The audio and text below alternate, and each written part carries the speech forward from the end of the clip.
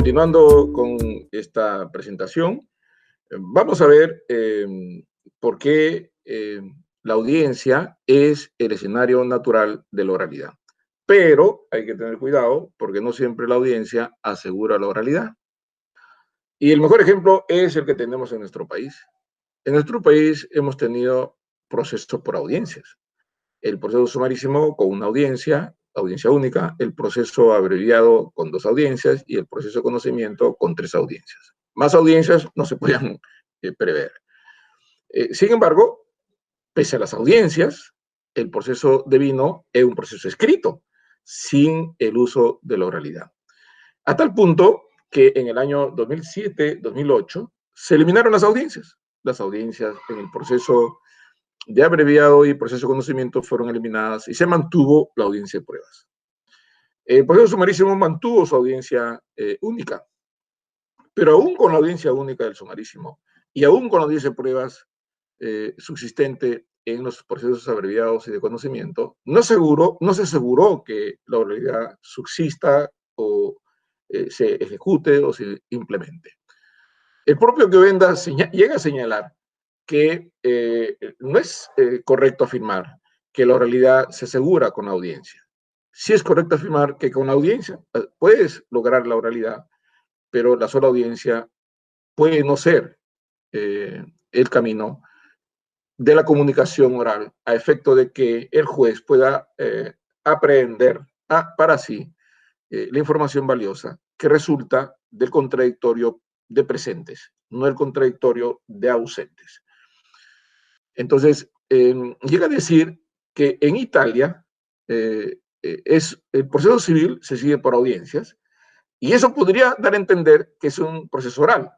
Y él niega que en Italia, de su época, estamos hablando del siglo pasado, 1920, 1930, 1940, él impulsó la oralidad en su país, desgraciadamente no tuvo éxito y sus escritos perduran hasta ahora como señal de enseñanza, digamos, la historia lo está reivindicando, porque finalmente esos argumentos son los que se usan ahora por nuevos y contemporáneos juristas, procesalistas en materia civil, que están impulsando ese camino que impulsó o señaló Giovende en su momento, pero que desgraciadamente no tuvo la contundencia práctica que se esperaba.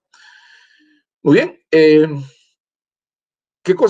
¿cuál es el riesgo de que la audiencia no traiga como resultado la oralidad?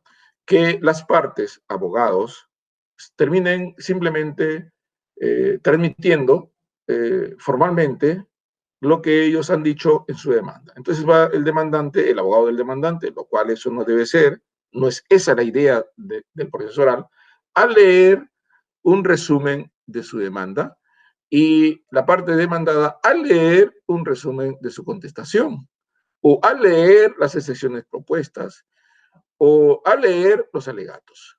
Entonces se convierte en una misa, ¿no? El proceso por audiencia se convierte en un rito carente de vida, carente de dinámica, carente de interacción, carente de controversia y como si fueran ausentes, porque lo que están haciendo es hablar lo que está escrito.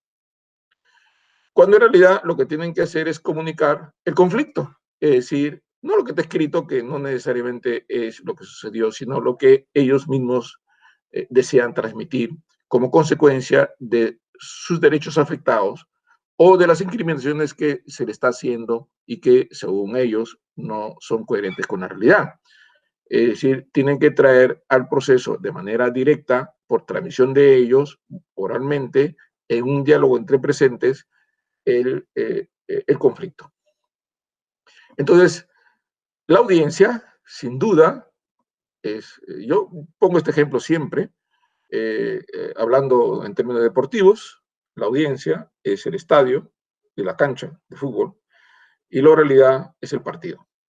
Digamos, la actividad al interior, el pundonor que se ve en los partidos de fútbol, la entrega del jugador para lograr el triunfo en las canchas, es algo, salvando la distancia por supuesto, que debería suceder en el proceso. Cada uno exponiendo la verdad eh, que, le, que, le, corresponde a su parte, tal cual como fueron los hechos, y finalmente el juez, a diferencia del árbitro del fútbol, el juez no es un mero espectador, el juez decide por el argumento de las partes cuál de ellas tiene el derecho. Bueno, entonces la dinámica del proceso oral discurre a través de las audiencias y esa es la garantía de una solución justa.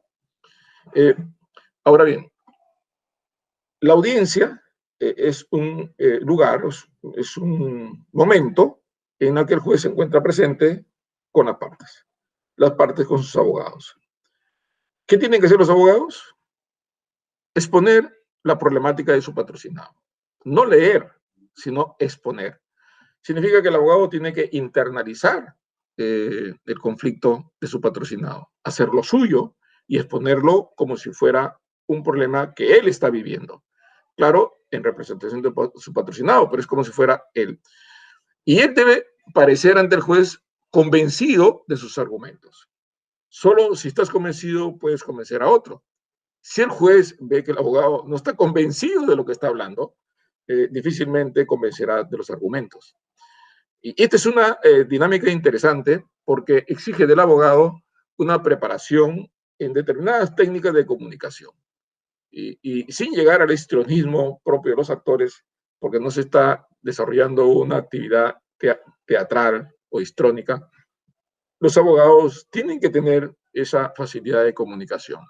Por eso que en esta forma de conflicto, de solución de conflictos a través de las intervenciones orales, puede ser que los propios abogados se organicen y, digamos, un caso sea abordado por 2 o 3 abogados, no simultáneamente, sino secuencialmente. De repente, alguno de los abogados es muy acucioso en la redacción de los escritos, en la forma como se exponen las demandas o la contestación. Es decir, es un académico excelente en la producción de escritos, muy didácticos, pero cuando habla no se le entiende. Entonces, no tiene el don de la palabra, es decir, el don de la comunicación. Como que hay también abogados que, digamos, no tienen la característica particular de escribir mucho o de ser muy explícitos o detallados en los escritos, pero son muy buenos comunicadores y pueden transmitir sin ninguna dificultad adicional a su propia, digamos, actitud personal, comunicar lo que corresponde a los hechos o los derechos de su patrocinado. Entonces, no tiene que el abogado hacer de todo. La división de tareas podría ser un elemento clave e importante. Entonces los abogados tienen que, si no tienen esa práctica, practicar estas técnicas de transmisión de información oral, ¿no? Supone que los abogados tienen que prepararse, porque si el abogado no se prepara, entonces la otra parte preparada lo puede pulverizar, vamos a decir en un término coloquial. Frente a frente, los abogados enfrentarán y probarán sus preparaciones previas. Y el juez también. El juez tiene que preparar su intervención en audiencia. Él tiene que gestionar el proceso, entendiendo por gestionar el proceso que él debe conocer previamente, sin que eso haga señal de pérdida de la imparcialidad. Claro, hay toda una teoría que señala estas famosas teorías, digamos, dispositivas o aquellas que señalan que el juez debe llegar a la audiencia inmaculado, sin conocer nada y todo descubrirlo en la audiencia. Creo que eso está bien cuando el que decide el conflicto sobre hechos es un jurado y no el juez. Pero si el juez es el que va a decidir finalmente sobre los hechos y sobre el derecho, él tiene que conocer los términos del conflicto para poder aprovechar el momento de la audiencia y extraer la mayor información que le sea posible, información valedera, por supuesto. Bueno, entonces los abogados tienen que prepararse, el juez también. Y ahí en el terreno de los hechos se verá quién está mejor preparado, quién tiene mejor información y quién puede convencer al juez, por lo menos de los argumentos que ahí se indician. Hay los hechos que se indican. Hay, por supuesto, que guardar la lógica del derecho con los hechos probados. Hay que hacer un discurso coherente, lógico, de tal manera que la otra parte, si no tiene su actitud, coherencia con los hechos, y si no tiene elementos probatorios que lo sustenten, difícilmente podrá contrarrestar los argumentos bien puestos o planteados por el abogado de la contraparte. Bueno, ese es el escenario, esa es la audiencia, esa es la confrontación entre presentes y no la confrontación entre ausentes. Como se dice en el argot criollo, el papel aguanta todo. Tú puedes poner en el papel lo que quieras y todo está en función a la prueba que tú efectúes o actúes en el proceso judicial. Claro, es más difícil decirlo oralmente que escribirlo. Puedes escribir cosas irreales, pero cuando lo dices verbalmente, entonces tendrías que ser un experto en mentiras o un actor para sostenerla con la convicción que corresponde, sabiendo que lo que está diciendo es falso.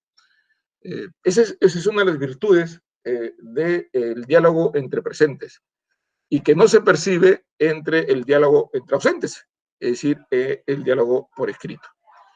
Entonces, la audiencia es un escenario nuevo en cuanto a la oralidad se entiende y exige de los abogados una nueva actitud, un nuevo compromiso con su patrocinado y una preparación no solamente del caso, sino también una preparación para la exposición del caso ante los jueces.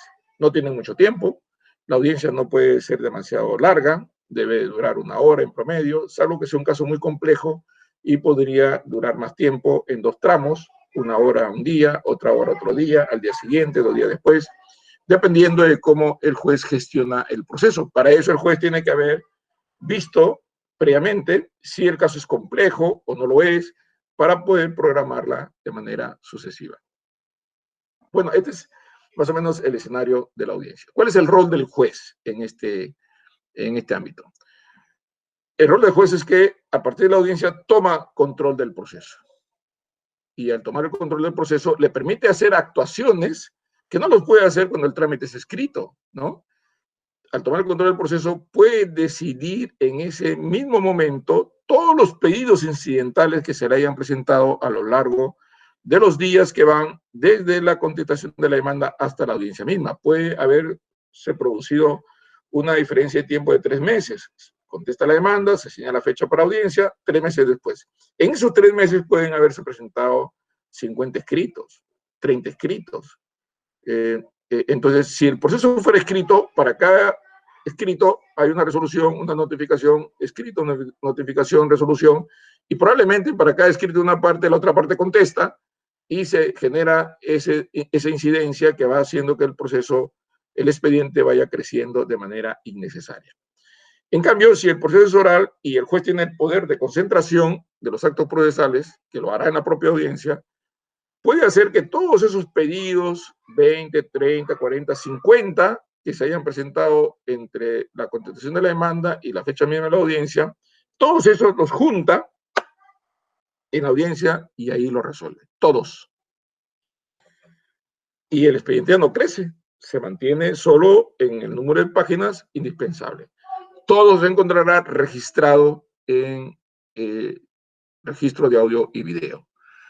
Y ahí quedará impregnado la solución, pronunciamiento de cada uno de los escritos que ha presentado la parte demandada o la parte demandante.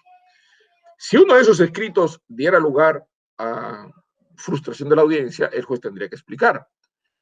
Eso solo sería posible siempre que se haya afectado un derecho básico de las partes, que se haya afectado el derecho de defensa, que se haya afectado el derecho a ser notificado, o sea, de comunicación a través de las notificaciones correspondientes, que se le haya afectado la notificación para intervención del representante, o que una de las partes haya fallecido, datos que podrían hacer que la audiencia se frustre, solo en esos casos excepcionales, donde el agravio es, digamos, mortal, por usar una expresión, podría dar lugar a la invalidación del trámite.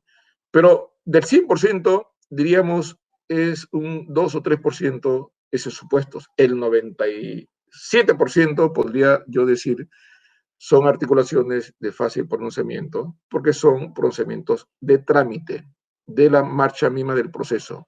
Y como digo, solo en el caso que algún derecho procesal fundamental puede haberse sido afectado de manera grave, puede frustrar la audiencia.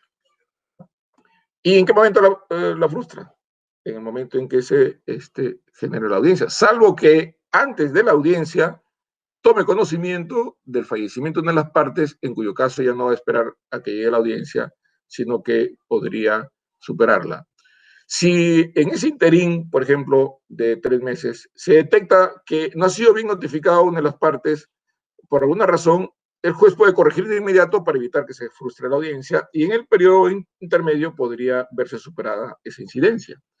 Significa entonces que el juez no va a esperar la audiencia para subsanar algunos defectos que pudieran haberse producido al interior en casos excepcionales, defectos graves, defectos que afectan el derecho fundamental procesal de las partes, para evitar llegar hasta la audiencia y recién frustrarla. Si llegará a la audiencia, siempre que los pronunciamientos sean superables, en la audiencia misma se pronunciará y ahí, si desean, las partes podrían apelar si es que consideran que el pronunciamiento no es el que corresponde. Muy bien. Concentración de actos procesales evita que se presenten escritos, o si se presentaran, evita que estos engrosen innecesariamente el expediente. Inmediación, porque el juez deja de ser un mero espectador y actúa directamente, de manera inmediata, con las partes y en la presencia de la actuación probatoria. Extrae directamente de las partes la información, como decía hace un momento, valiosa para internalizar esa información y en su momento emitir pronunciamiento. Esa es la actividad del juez, director del proceso. En un proceso escrito, el juez no dirige el proceso, solo lo dirige en un proceso oral con aplicación del principio de inmediación procesal. Esta es una de las características básicas del proceso oral, la inmediación, la presencia personal del juez, la interacción con las partes, ¿no? Proceso concentrado, con inmediación procesal, intervención del juez, intervención de las partes en la audiencia, tendremos un resultado obviamente justo por la dinámica dialéctica de la contradicción entre presentes y tendremos un resultado rápido. Los resultados, las estadísticas, los informes de un año de vigencia de la oralidad civil en las Cortes Superiores de la Libertad y de más de un año en la Corte Superior de Justicia de Arequipa evidencian que los tiempos se han reducido casi, en el caso del proceso sumarísimo, de 4 años a 3, 4, 5 meses o un año máximo, llegando hasta la Corte Suprema de Justicia de la República. Y en la Libertad incluso se informó que algunos procesos sumarísimos se habían resuelto en primera instancia en días. Bueno, pero esto es el resultado de un adecuado uso de este instrumento, de este método dialéctico de la confrontación oral. Bueno, ahora tenemos finalmente, y con esto terminamos, las audiencias virtuales. Y la pregunta es, estas audiencias virtuales con comunicación oral entre las partes, desvirtúa este principio de inmediación porque no está presente el juez ante las partes, sino que las partes están distantes geográficamente. Además, que la idea de presencia personal pareciera que no funcionara porque hay ausencia física y presencia virtual. ¿Qué es lo característico que debe de tener la audiencia para que no rompa el principio de la inmediación? De esto ya se ha pronunciado el Tribunal Constitucional en una sentencia emitida en el mes de julio del año 2015 en un proceso de habeas corpus, expediente 2738 de 2014, proveniente de ICA. El tribunal estableció que las audiencias virtuales o videoconferencias no afectan ni disminuyen la eficacia del principio de inmediación procesal, ni menos afectan el derecho de defensa de las partes, ni menos el derecho a un debido proceso. Esta sentencia es muy importante para evidenciar que sigue siendo un debate entre presentes el hecho de que se encuentren comunicados de manera virtual, pero en tiempo real. Es decir, pueden interactuar tal cual como si estuvieran físicamente presentes, aun cuando estén en distancia. Si es en tiempo real, puede haber la interacción, puede haber la intervención del juez hacia las preguntas hacia las partes, puede haber entre las partes debate directamente flanqueado por los instrumentos tecnológicos, pero igual la comunicación queda registrada y puede ser objeto de observación por cualquiera de las partes o instancias superiores cuando se recurran, sea en apelación o en casación. Entonces tenemos nosotros un escenario distinto, por supuesto. ¿Habrá necesidad de hacer audiencias presenciales? Es probable que las audiencias tengan que ser presenciales y en época de COVID esas audiencias presenciales tendrían que llevarse adelante cuidando rigurosamente la seguridad sanitaria de las personas, no solamente de los jueces y de los auxiliares, sino de los propios abogados y sus patrocinados.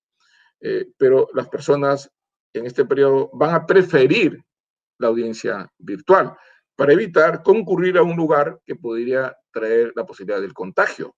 Y en determinados sectores de la sociedad, el contagio puede producir efectos fatales.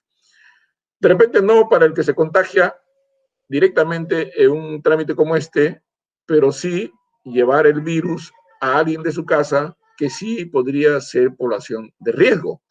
Entonces, nadie quiere ser portador del virus, aun cuando él no tenga consecuencia fatal, nadie quisiera ser portador y transmitirlo a sus seres queridos que pudieran estar con enfermedades persistentes o pudieran tener la edad que traería un impacto fatal a estas personas. Entonces es importante rescatar este instrumento tecnológico de las videoconferencias. El Poder Judicial ha instalado una solución empresarial de Google, Hangout Meet, para que esta comunicación sea eficiente, se pueda escuchar, las partes puedan transmitir, interactuar y el juez pueda preguntar y eventualmente presenciar la actuación de las pruebas, si eso fuera posible a través de la videoconferencia y en el caso que no sea posible, en audiencias presenciales. Pero estas audiencias presenciales obviamente no van a ser las más, sino las menos. Quiero terminar leyendo lo que dice el Tribunal Constitucional en esa sentencia que acabo de mencionar respecto a la videoconferencia y al principio de inmediación. En el fundamento 15, el Tribunal Constitucional señala en esa sentencia, en dicha línea de modernización se ubica el sistema de videoconferencias, que permite la comunicación bidireccional y simultánea de la imagen y sonido, así como la interacción visual, auditiva y verbal entre dos o más personas geográficamente distantes en tiempo real, otorgando con ello un diálogo personal y directo entre los intervinientes. Estas características permiten a dicho mecanismo tecnológico constituirse en una forma de entrelazar de manera real a los intervinientes en una audiencia judicial, contribuyendo a la celeridad del proceso en aquellos casos en los que la distancia no solo conspira contra el derecho a ser juzgado dentro del plazo razonable, sino también con el adecuado ejercicio del jus puniendi estatal, es decir, del ejercicio del poder punitivo del Estado. Claro, este es un pronunciamiento en un habeas corpus, donde por medio hay libertad y delitos, pero sí aplica, imagínense ustedes, cuando hay de promedio el riesgo de la libertad, aplicará con mayor razón cuando hay de promedio discusiones de orden patrimonial o de otra naturaleza, de menor intensidad en cuanto a los derechos que están en juego. Muy bien, estimados amigos, eso ha sido todo por mi parte.